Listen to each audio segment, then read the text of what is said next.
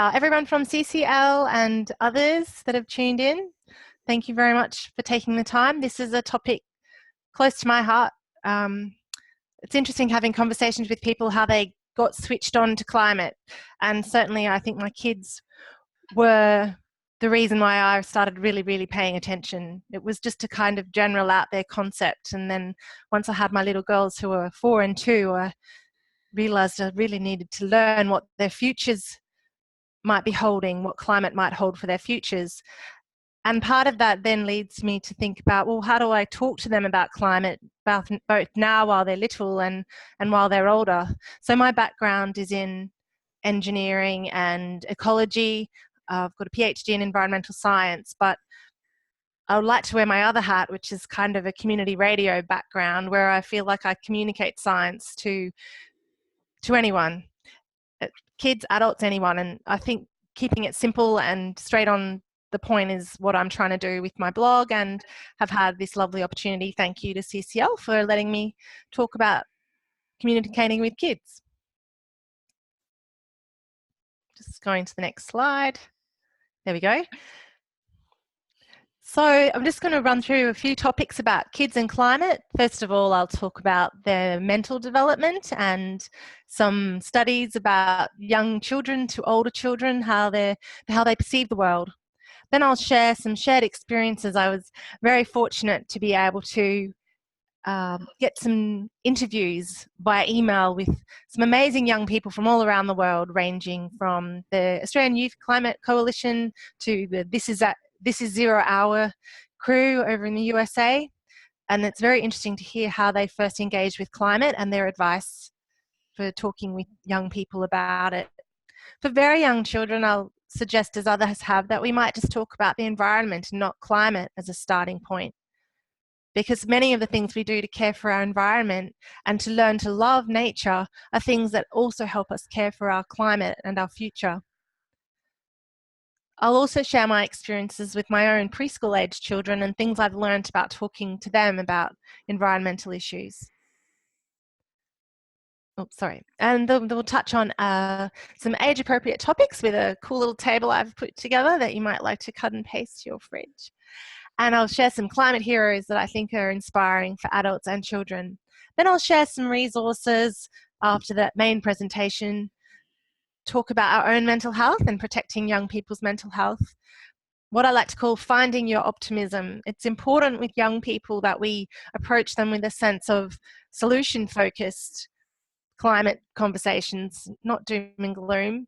There's so many different opinions out there, so let's stick with the optimistic and let's stick with the reliable sources.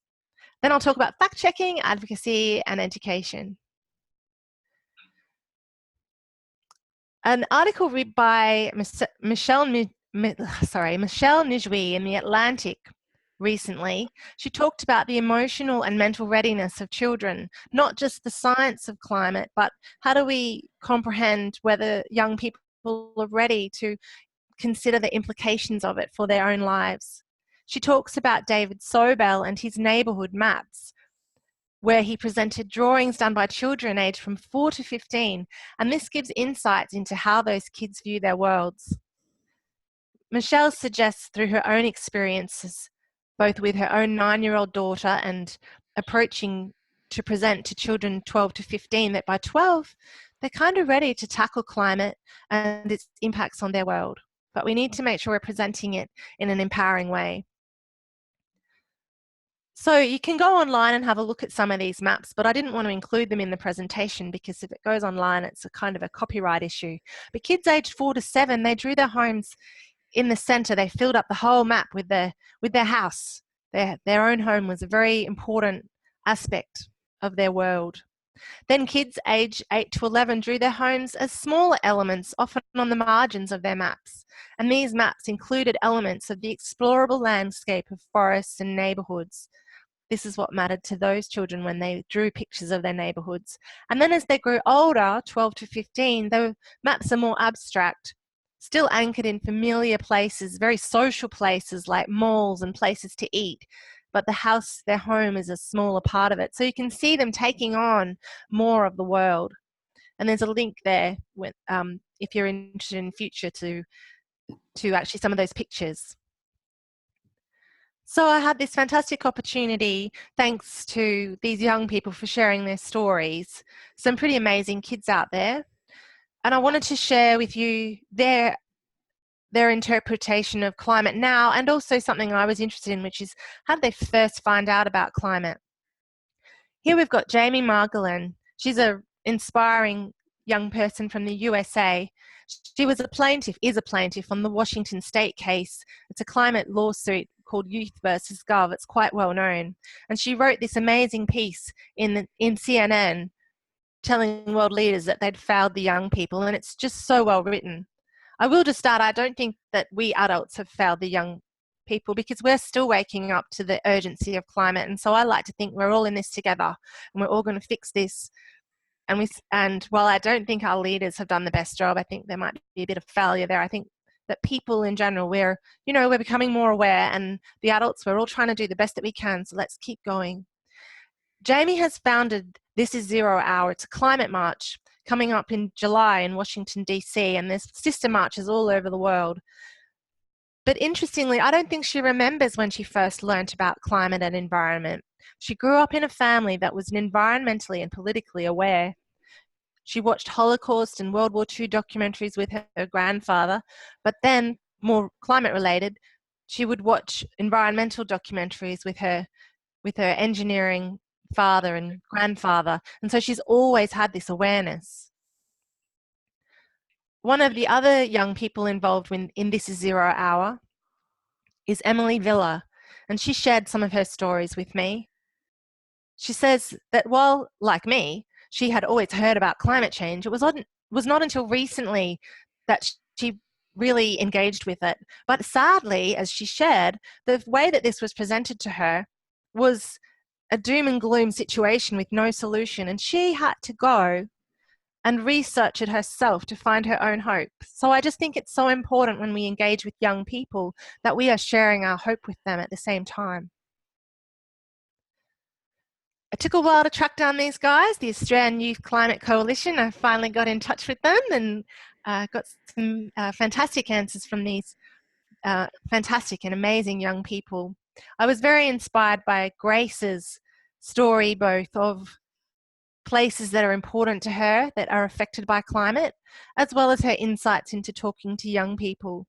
She shares a beautiful, very personal and simple story of her neighbour's London plane tree in the backyard. It's been there for 13 years and it's changed over the years. So this year, as winter hits, it hasn't shed a leaf and it's still green as it was in spring. And this is meant to be a tree that, changes colour with autumn. She talks about having a quarter life crisis at age 18. And so she suggests that there probably shouldn't be an age limit on when young people hear about climate, but making it age appropriate she agrees with me, that's a good way to go. She says that young people need to know about climate. And when I spoke with her, she suggested when we do arts and crafts projects, maybe put some plastic in there or something to show the connections about the changes that we can make, and start teaching people about, reducing plastic pollution when they're little. A couple of other very inspiring people from the AYCC. Shantae, she's 24 and she's from Melbourne, the schools coordinator. And you can see that she sees that it's a very, very big issue. Climate change she sees as the greatest threat to society at large, to her safe and happy future, and to her children that she would like to have. So she's definitely thinking about this. But there's a positive side to engaging with climate, and I like to talk that up too. As Nicholas points out, he wanted to get involved with making a difference and meeting people, and that's another thing that I've certainly found through Citizens Climate Lobby. There's that positive side, you get to engage with other people. This is a fantastic resource that I have found during my search, the Alliance for Climate Education. It's targeted at young people, and it has infographics and it has simple information, and they present the story of climate and not only the science but the actions needed as simple, serious and solvable. Sunny Tang was kind enough to answer some questions, and she says that she doesn't feel that there's an age that's too young to learn about climate, but she suggests this perspective. She says that when their young people communicate about climate, she encourages them to share their personal experiences of how it threatens something that they love. And so that's probably, if you think about it, a scoped down approach that you can share with anyone at any age. I recently competed in the Drawdown EcoChallenge. Paul Hawken, who wrote Drawdown, the most comprehensive plan ever proposed to reverse global warming, presents this resource of 100 solutions. And the EcoChallenge, presented by the Northwest Earth Institute, was an opportunity for normal people like me and students here at the Asheville High School that I've got interview answers with to engage on how we can all make a difference, both in our own lives and also through advocacy. They've obviously got a very, very cool science teacher, environmental science teacher, Sarah, and she's got some great insights into talking to young people about climate. At what age do you think people can learn about climate change, I asked her. And she suggests that as soon as they start asking questions or seem to care about the environment. But similarly to others, she suggests just starting where they are. So if someone's into frogs, talk about climate in relation to frogs. But she, like me, recommends always engaging with the solutions and putting those up front to help empower people. I had some fantastic answers from the young people from Asheville High School. Isabel talks about how she realized she needed to protect our safe climate when her car broke down. And I know I've experienced that when it's been a very hot summer and you're walking in the hot sun, you really notice the climate changing. Trey talks about how he realized the climate could hurt people. And Sarah has obviously been quite engaged. She's one of the oldest students. But like me, she's noticing the climate changing around her. She's noticing the temperatures rising and the strange weather patterns, and she sees hurricanes on the news. So she clearly was very encouraged to participate in Drawdown and realize so many of the things that we can do personally and through advocacy. So here's just a few more stories. I've tried to keep these, although these slides here are a bit cluttered, I've tried to keep the students' own words and highlight the key points in bold. Christian learnt from doing the challenge that the little things matter. And Catherine, that there are so many little ways to make change, like eating vegetarian or vegan meals. There was a lot of recipe sharing during the challenge, so a lot of different people from around the world shared their ideas as they learnt about eating less meat. Anyway, the kids from Asheville High School, they actually won the EcoChallenge and got to speak with Paul Hawken. So it was really fantastic to see them. When I did the challenge, they posted their own stories online, and it was really fantastic to see them learning and sharing.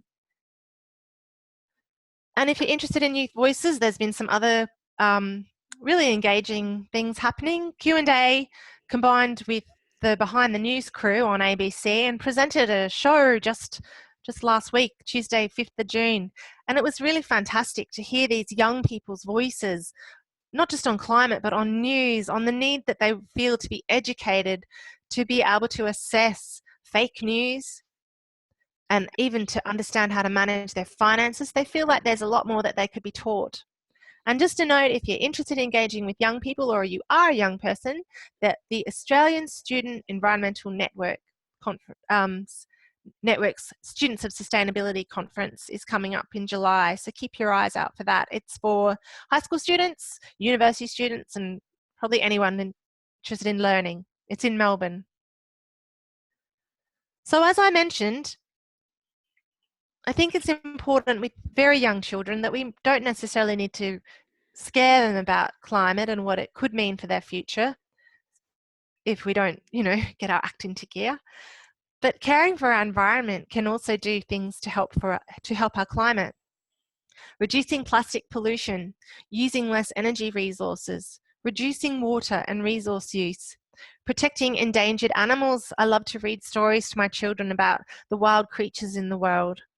learning to grow their own food, planting trees, and fostering a love of amazing nature and animals. These are all things which we can do that are more focused on the environment and nature, but they also help through fostering a love of nature and through caring for the environment. They also help climate.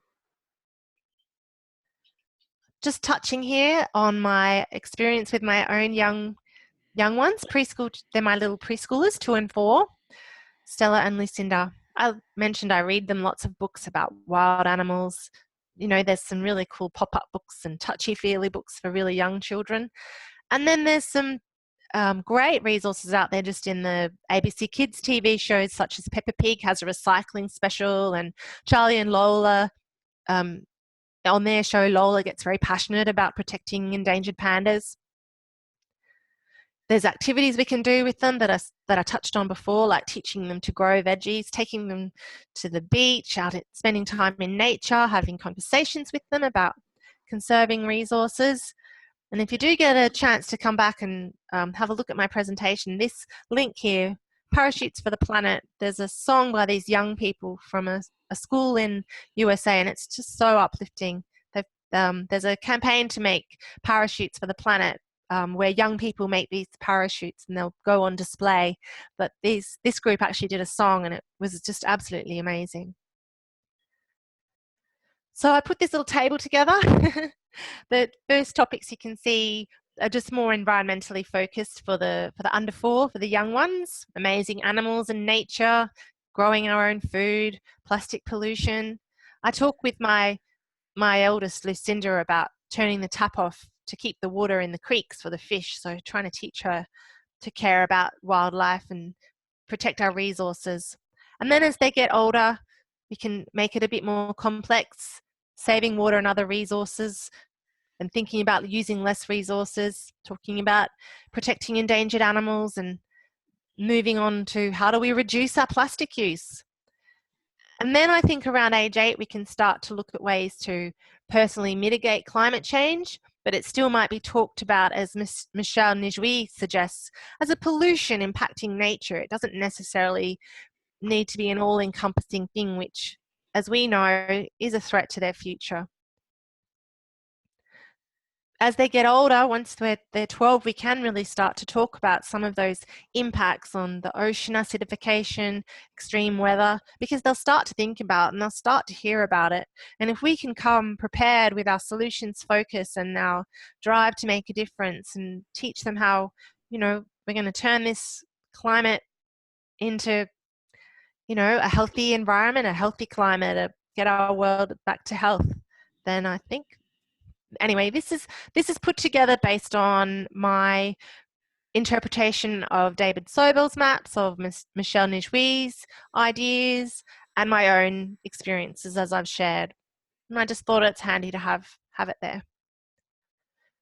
I think it's really good to talk about people that are inspiring, so young people can see who can make a difference, both adults and children. So I talked about Jamie Margolin, This Is 0 Hour activist.